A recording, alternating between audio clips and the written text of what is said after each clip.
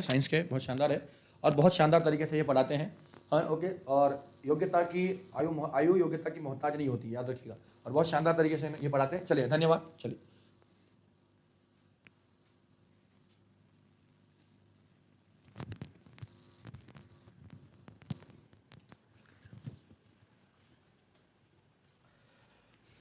नमस्कार, सबका स्वागत है, अभिनंदन है। चलिए अपन बात करते हैं साइंस के क्वेश्चंस की। तो देखिए,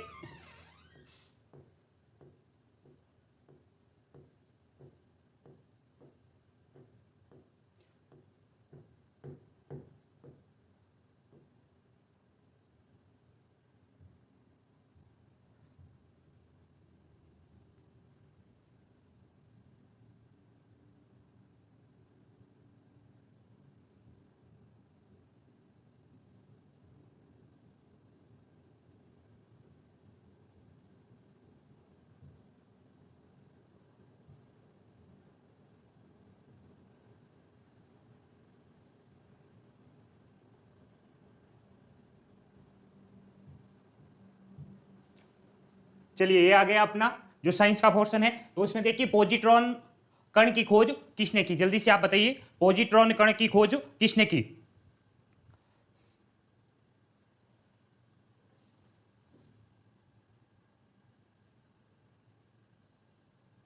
पॉजिट्रॉन कण की खोज किसने की? बताइए जल्दी से, पॉजिट्रॉन कण की खोज किसने की? पॉजिट्रॉन, जिसको अपन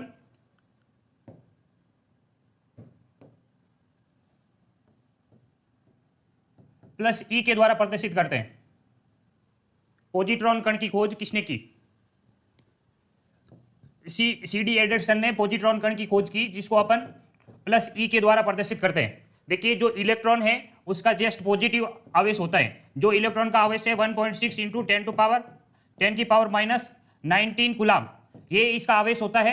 लेकिन क्या होता है? धनात्मक आवेश होता है।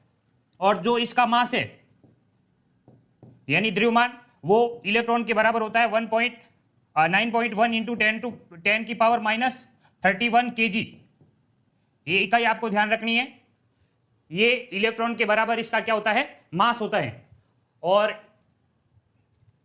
अपन बात करें थॉमसन की, तो थॉमसन, जे थॉमसन ने इलेक्ट्रॉन की खोज की थी और रदरफोर्ड ने नाभिक की खोज की थी। जो परमाणु का नाभिक है उसकी खोज रदरफोर्ड के द्वारा की गई। फिर देखते हैं नेक्स्ट क्वेश्चन। मेसॉन कण की के खोजकर्ता हैं निम्न में से, जो मेसॉन कण है उसके खोजकर्ता का नाम बताना है।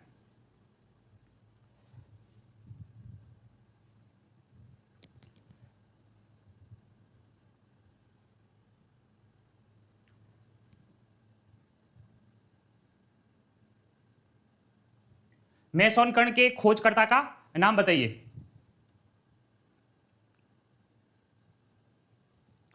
चलिए, कुछ लोगों का बिल्कुल सही आंसर आ रहा है। यूकावा ने मेसॉन कण की खोज की।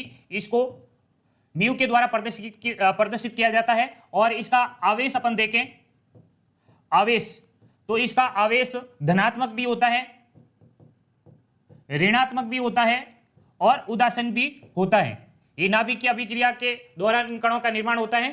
तो आप ध्यान रखोगे, जो मेसॉन कण है इसका जो आवेश है वो तीनों प्रकार का, यानी धनात्मक भी हो सकता है, ऋणात्मक भी हो सकता है और उदासीन भी हो सकता है। और इसका जो मास है वह इलेक्ट्रॉन से तो ज्यादा होता है, इलेक्ट्रॉन से अधिक और प्रोटॉन से कम होता है। यानी ये जो मेसॉन कण है इसका जो मास है वो इलेक्ट्रॉन से क्या है? अधिक है और प्रोटॉन से कम है। सी.डी. एंडरसन अभी अपन ने देखा था, रदरफोर्ड ने किसकी खोज की? नाभिक की। और थॉमसन ने किसकी खोज की है? इलेक्ट्रॉन की खोज की है। उसके बाद देखिए नेक्स्ट क्वेश्चन, न्यूट्रॉन की खोजकर्ता कौन है? जल्दी से बताइए, न्यूट्रॉन के खोजकर्ता कौन है? और उसके बाद में आपको बताना है इसकी खोज किस तत्व पर की गई, यानी जो न्यूट्रॉन है उसकी खोज सर्वप्रथम किस तत्व पर की गई।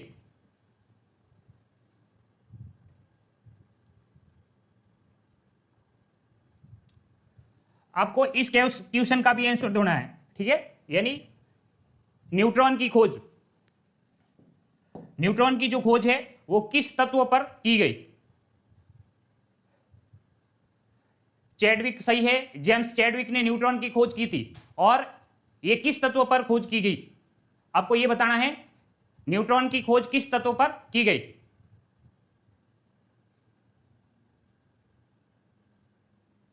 न्यूट्रॉन बिल्कुल उदासीन होता है।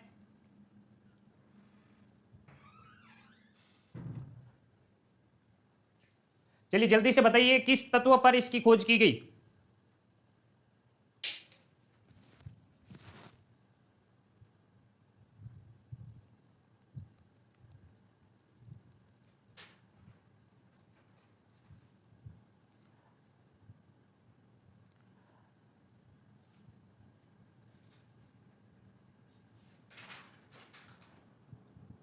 इसका आंसर मैं बता देता हूं आपको, आपकी एक जो कमेंट है वो रुक से गए हैं। तो एक तत्व है बेरिलियम,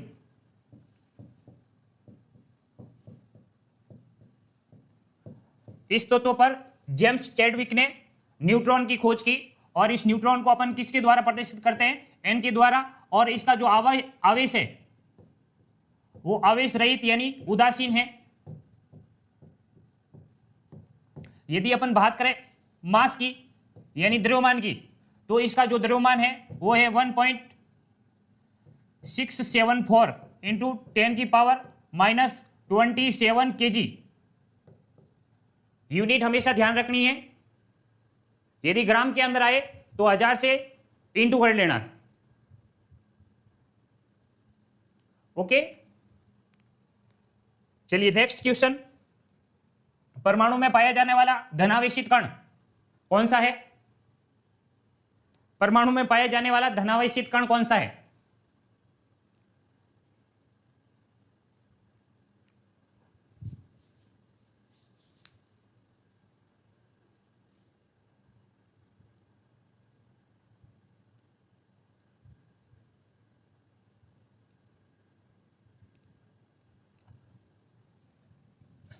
अपन बात करें न्यूट्रॉन की, तो अपन अभी बात की है ये कैसा है, उदासीन कण है, ठीक है।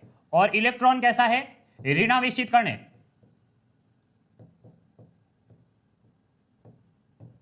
और प्रोटॉन कैसा है, धनात्मक कण है, यानी धन आवेशित कण है।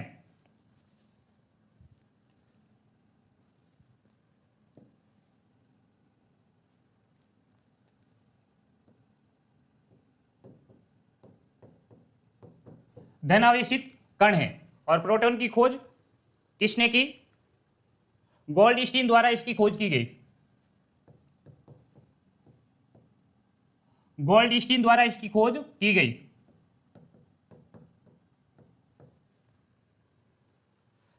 अब देखो,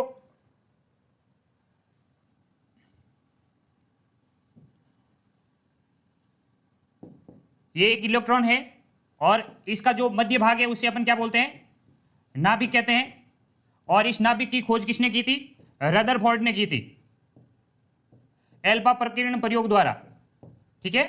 और इस नाभिक के अंदर न्यूट्रॉन व प्रोटॉन दोनों उपस्थित होते हैं। यदि आपसे पूछा जाए नाभिक का आवेश बताइए, एक क्वेश्चन बना देता हूं, नाभिक का आवेश,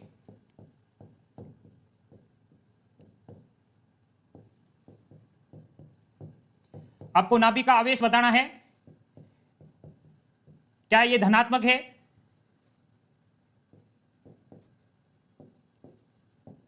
दूसरा क्या यह ऋणात्मक है, सी क्या यह उदासीन है, या इनमें से कोई नहीं। आपको नाभिक का आवेश बताना है।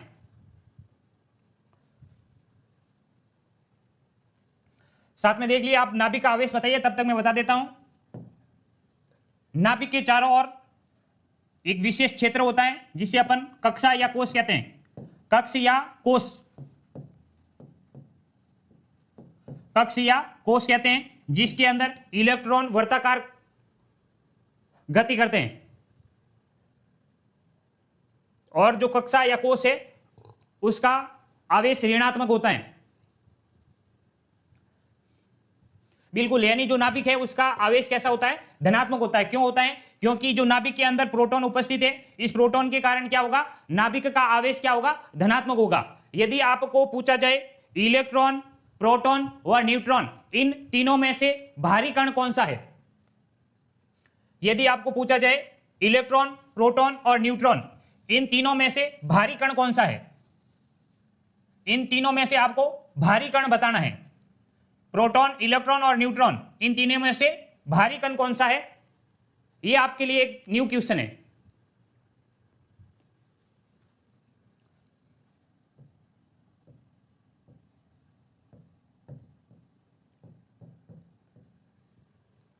ये तीनों मूलभूत कण कहलाते हैं। यानी परमाणु के अंदर 3 मूलभूत कण पाए जाते हैं। वो कौन कौन से हैं? इलेक्ट्रॉन है एक, दूसरा प्रोटॉन व न्यूट्रॉन।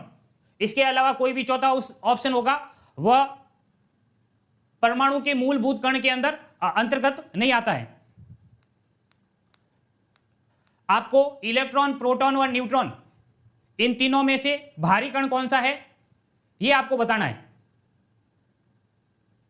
इलेक्ट्रॉन, न्यूट्रॉन, प्रोटॉन, ये सबके अलग अलग आंसर आ रहे हैं, तो मैं बता देता हूं। इलेक्ट्रॉन इन तीनों में से सबसे हल्का कण है। उससे भारी कौन सा है? प्रोटॉन। व उससे भारी कण क्या है? न्यूट्रॉन। न्यूट्रॉन पर कोई भी आवेश उपस्थित न होने के कारण यह इन तीनों में से भारी कण है, लेकिन यह बिल्कुल थोड़ा स्लाइडली भारी होता है, बिल्कुल। तो ये मैं कह सकता हूं ये मास का क्रम है, यानी द्रव्यमान का क्या हो गया? क्रम। सबसे हल्का कण इलेक्ट्रॉन, उससे भारी प्रोटॉन व सबसे भारी कण, इन तीनों में से जो न्यूट्रॉन है वह सबसे भारी कण में आता है। फिर देखिए नेक्स्ट क्वेश्चन, क्वांटम सिद्धांत किसने दिया? क्वांटम सिद्धांत किसने दिया?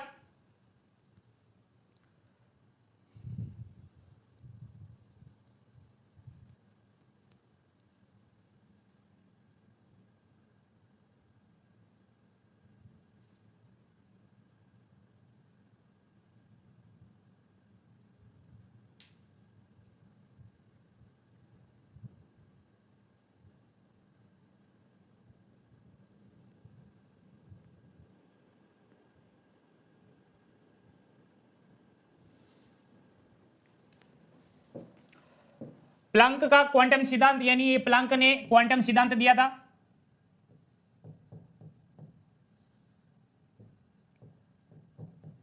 क्वांटम सिद्धांत ये प्लैंक के द्वारा दिया गया, और इस सिद्धांत के अंदर ये सिद्धांत जो प्रकाश है उसकी कणीय प्रकृति की व्याख्या करता है।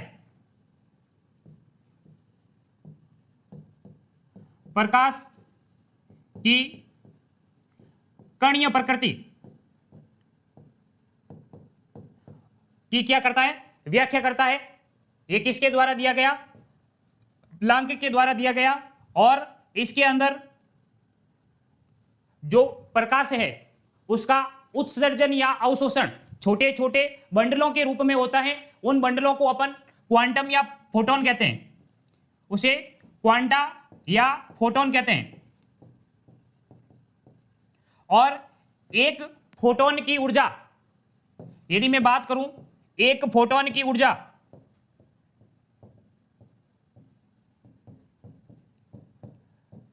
तो एक फोटोन की जो ऊर्जा होती है वो उसकी आवर्ती के बराबर होती है, उसकी आवर्ती के बराबर होती है। यदि मैं समानुपाती का चिन्ह हटा देता हूं तो ये हो जाता है E बराबर h न्यू।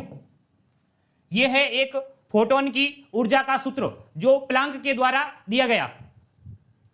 और इसमें से जो h है वो प्लैंक का स्थिरांक है, और जो प्लैंक का स्थिरांक है उसका मान होता है 6.62 इंटू 10 की पावर -34 जूल इंटू सेकेंड। ये प्लैंक का जो स्थिरांक है h उसका मान होता है।